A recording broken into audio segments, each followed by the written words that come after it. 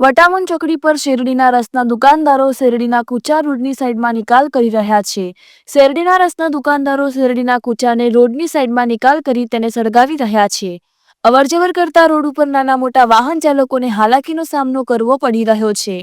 Highway પર વાહન ચાલકોને લાગેલી આગના ધુમાડાના કારણે અકસ્માતનો ભય સતાવી રહ્યો છે. વટામણ ચોકડીથી ભાવનગર તરફ જવાના હાઈવે પર અવરજવર કરતા લોકોને આગના કારણે હાલાકી ભોગવવી પડી રહી છે.